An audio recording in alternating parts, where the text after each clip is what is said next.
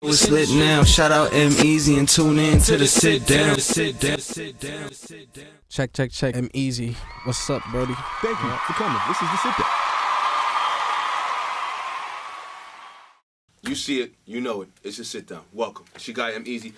Sitting across from me today is Moose and E from Lyfestyle. Yep. Thank y'all for coming. No problem. Thanks for having us. What brings you to the sit down this afternoon, fellas? I mean, this year is a little bit different. We want to start putting a face to the brand. We did a good job. Hold on. What brand? Talk about the brand. Let them know what the brand is. Lifestyle. Okay. We've been working on Lifestyle for about 8 years now, and it's in the last year and a half. It's really been successful. So now is the time to start moving around and showing face behind the brand. Got you. Now, I enjoy the brand. I watch it. I like it. Why upside down? It's upside down because your lifestyle might be weird to everybody else, but it's right side up to you. So most of the time, the logos are upside down. That's dope. Now, what made you decide that's what you wanted to do with your life? At what point did you what I wanted to do? I thought you were going to talk about the upside down joint.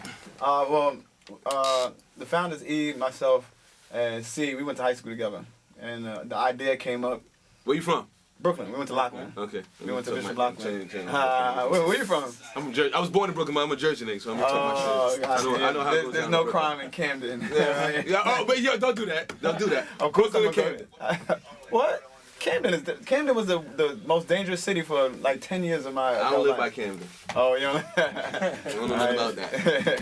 Go ahead. But we went to high school together, and then we went to me and my other partner went to Temple, and he went to Lincoln.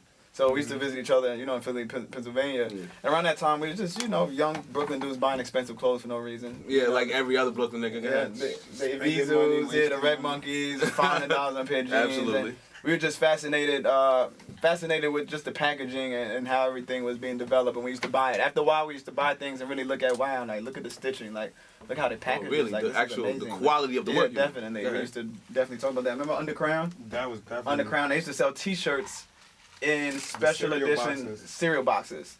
Packaging was everything. So when we used to buy the T-shirts, a cereal box that would have a design on the cereal box, take out the T-shirt. So we really loved the packaging. Oh, wow. And then that's actually how it segued into lifestyle. We thought about condom packaging originally. We was like, imagine if we would put denim into a box, that big box that looked like a condom, and T-shirts into like a lifestyle too, I think. That was the platform at that moment was packaging. I get it. We never got to take that. Yeah, look, there's never too late. That is true. So then that was early though. That was just the idea. That was 2006, Mm-hmm. and then 2010, when we finished college and we back in Brooklyn. Again, sat down, just talking, and we like, whatever happened to Lifestyle, we should do it. Boom. And then we say, you know what? Let's start doing it. Who was the first celebrity to don Lifestyle? That would be, I wouldn't say Fabolous. Fab. Fab was probably the first celeb. But that was a minute ago. That was like before that was like we got noticed, 2012. That was when, we had a relationship with Emily B. We would send her pieces for Fab. And it wasn't even, we didn't have the logo yet.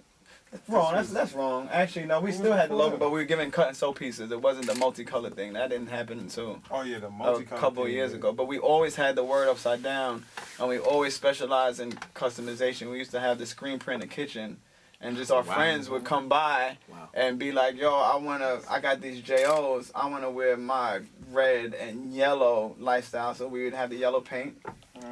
Red. Everybody would have a different color T-shirt, a different colorway. So that's originally how it started, and then it just segued and evolved into customization on a larger scale. But it's the same idea. Now, Fashion Week just happened in New York City last week or whatever. Mm-hmm. Were you guys a part of Fashion Week? We went to every year. I always say I want to be involved more with Fashion Week, but I still am into the antics around Fashion Week, just in regards to networking and meeting and connecting with the people in town. That's the best part of Fashion Week, if you ask me. The fact that designers and people of that circle can interact with each other and network, like you said. You said there's a third person? Yeah, see. Talk to me about him.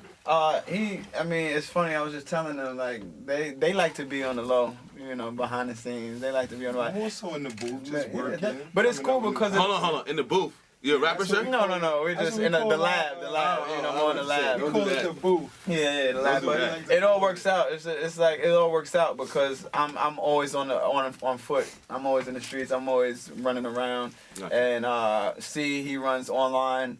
And E is there at the factory. We have a factory in Brooklyn where you could come and customize your pieces. People can purchase things. So when do I get that invite? You could come down any minute. Actually, we didn't forget y'all. I don't think we came empty-handed. We actually have an actual delivery being sent just for y'all with some special pieces just for y'all. But I just wanted to make sure I had your size and Dory's size. Okay then. Yeah. All right then. Shout out to the people from Lifestyle. It's to sit down. Moose and E of Lifestyle is in the building. So, all right, are you guys just about the clothing line, or what else encompasses you? So you talking about personally or Personally. Oh, personally. Well, me personally, I'm multifaceted. I like to do a lot of things. So I'm into the design. Like they know randomly, I'll send them designs. Like, cause I'll just be in the crib. Like, yo, try this out. Sometimes they shut me down. Like, no, that's not right. Sometimes they're like, yo, that's a great idea. Yeah, So I'll send. for the ideas. Yeah. They really with me for ideas. So I'll send a design. I write music. I'm into music. I think last time you saw me come up here with artists, I'm into music. So right now I'm always riding with my guy Fresh. You see Fresh is killing it. That's Fresh. I'm about to have Fresh up here soon too. Yeah, it's funny because I told him, I said, yo, you want me to, So I was just in LA. So I like to run around, and with my facets, it's very easy to get my foot in certain doors and present lifestyle because of a lot of things that I do personally. So I could, put together an event, and then I'm meeting celebs on that tip, or, I'm doing a cover art or plugging people on that tip, and then at any given time, I'm like, So I was just in LA with Fresh. He had a session with Snoop, amazing. Yeah, I seen that on the gram. That was amazing, legendary. And then with Soulja Boy, so it's just different people, but they all know what the brand is. So then I'm like, yo, I got some special pieces for you. They like, word, good looks. Like it just adds to the whole environment. The first time I put on a lifestyle garment was it was a headband Lit. for H2O's. Basketball charity. I was like, oh, it's lit. I got it. So shout out to y'all. I remember that. I'll never forget that. Mrs. Sit Down, she got EmEz. How do you feel? I just had another designer up here, and I asked her the same question I'm about to ask you. How do you feel about these brands that are doing this? Not doing this, but have been doing this, and now it's being featured in Black History Month. Do you think that's just a coincidence, or that's something that they're doing? Because she told me they're not allowing people in the room. What do y'all feel about it? The Gucci? The Gucci, the black face and all that. I think they know what they're doing. Just like Burberry just has something with like a noose around their costume. Yes. I was like, I feel like it's just like clout chasing at this point. They know the type of backlash they're gonna get, and if you look at each one of these situations, their sales going up. They're not going down. So it's like, is that a fact? Well, yeah. What people don't realize, don't realize is that in this day and age, whatever press you get, negative or good, it still has people look you up, and then hence, in return, the sales go up, but the attention attention. So, I mean, look at the things that's happened with artists recently. What's this XXXTentacion, him, and something else recently? But when bad things happen, R. Kelly, bad things happen, sales go up because it doesn't matter. Because then people start typing in, let me see about so and so, and then the sales go up. So, but I think it benefits us because we get. I mean, every week we get tons of people like just showing love. Like every week we get posts and tags from celebrities every week. So now with recently what's been happening with these designers, now more and more people are like, yo, black designers. A lot of people don't even know Lifestyle is black owned because it's getting so big. People think we're backed by some type of white company or something. I was just about to say, we do black owned businesses here at the station during Black History Month. It would have been great to feature your black owned business. I'm going to make sure we shout that out. I appreciate that. You know what's so crazy? I ran into Yee in North Carolina for All-Star Weekend.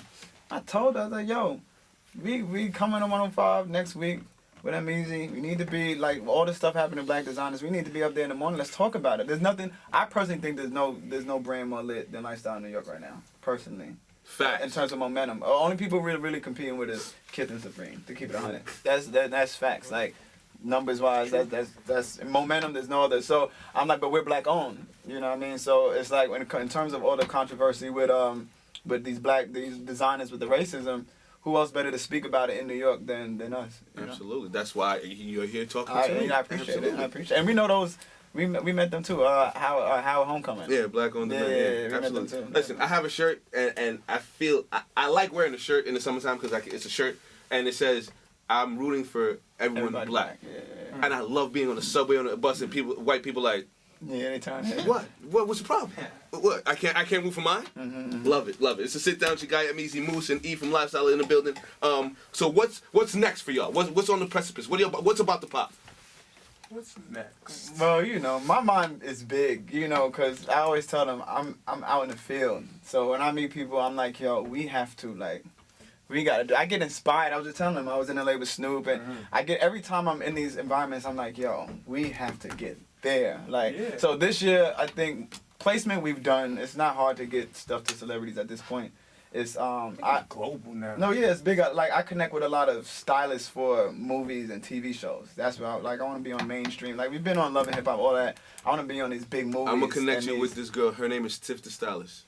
She's out here. Shout to Tiff. She did Ballers. She's also on the Issa Rae joint on HBO, Insecure. We had our pieces on Insecure, but we did that once last year, and it's this year let's keep that momentum.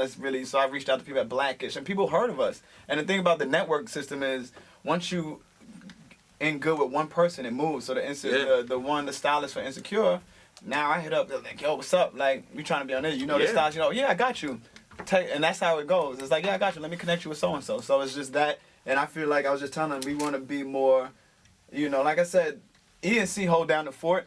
They hold down the fort in the lab, but we want to be more vocal. We want to be more on screen because people like to connect the person with the brand at this point. So there's just instead of just having people wear our clothes on certain shows, I'm like, let's have cameos on this reality show. So I've been in talks with producers no, we want to be on the show. We're giving them clothes, but how about you film them coming to cop the clothes? Film them, meeting me in the city and sitting down with me, having a drink, giving the clothes, because that's what happens. Is there a shop where they can go get the clothes? Definitely. Okay. 1852 Flushing Avenue. There it goes. I was just about to say, shout that out. Yeah. So, as my team, before you come back here next week, you should all have a piece of Lyfestyle Clothing. And we're going to support black business however way we can. This network, you can't skip over steps. So a lot of people that even connect me to people, these are people that I knew because I do so much for years. I've interned at Def Jam, mad people. So now that there's momentum, I can hit up anybody. Oh, so-and-so, you work with Cardi? Like, yeah, bro, connect you. Boom, that easy. Oh, you work with so-and-so? Yo, bro, that's your lifestyle stuff? Yo, meet us at the studio. It'd be that easy. And then once you establish that relationship, it's forever. Every time they come back to the city, they hit you up, and it's nothing to connect with them. So I just want to make sure that we're bigger than just clothes. We got to be a brand. Because clothes are as trendy as music. So it could go. Mesquite. I always mention these clothes that were lit when we was in college. There's a bunch of clothes that was lit. Mesquite, Fat Farm. So you lit for a year and a half, and then what? But if you have a brand that's strong, you could literally put your brand on anything. We could sell disinfecting wipes. If it say Lifestyle, people gonna buy it. That's really how it goes. You're right. It's all about the brand. Thank you for coming. No problem. I appreciate y'all having us. I have been supporting you, and I will continue to support black-owned business because I fuck with y'all, and I think that you guys give the black-owned business a good look and a good name. It's not something that's for the ghetto or for the hood. It's for everyone, and I can appreciate that. Look into that camera. Tell them how they can get into your wave, how they can cop the clothes, where they can cop it, all that. Go ahead. Yo, you can visit Lyfestyle at lystylenyc.com, or you could go visit us on Instagram, Lyfestyle NYC.